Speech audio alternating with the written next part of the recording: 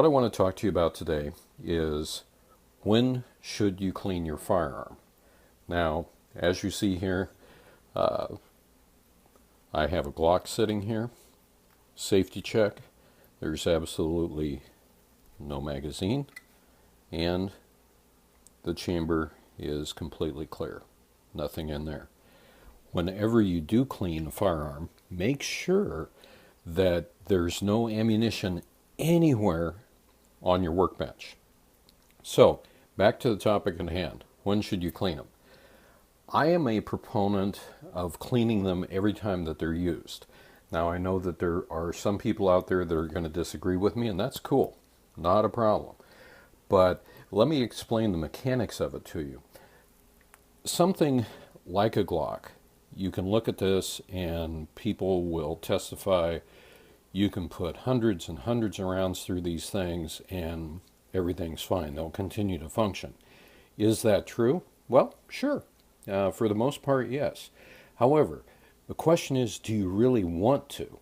Because this went to the range last night, and as you can see, there's powder residue here and also at the end of the barrel because it had some rounds put through it. Were there a lot of rounds that went through this? No, maybe about 50. Do you have to clean it? Not necessarily. Should you? Well, I would. And let me give you a reason. First of all, I'm going to disassemble it. We'll do it in the typical Glock fashion here.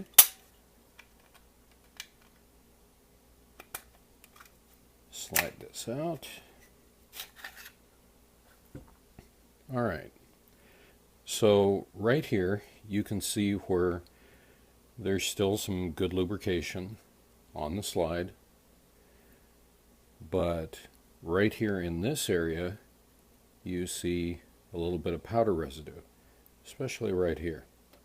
So let's take out the recoil spring assembly. And then I'm going to take out the barrel. Now, as I look at the slide, what do I see? Let me get this a little bit closer for you. Right here, powder residue. Right here, powder residue, especially in front of that plunger. Now, the rest of it looks pretty clean, doesn't it? And I would tend to agree with you on that. Set that to the side, and let's look at the barrel. Okay. As you can see right here, we have just a little bit of scoring from the jackets of the bullets as they're coming through. And up in this area, we see just a little bit of powder residue. Now, why would I want to go ahead and clean that? The reason being, this will get gummy, it'll build up, makes it a lot harder to get off in the future. But the main reason that I would consider cleaning it is because while there's obviously still some lubrication on the barrel and the important points, if you look at the end of my finger there, kind of hard to see, but there's a little bit of powder residue and lead.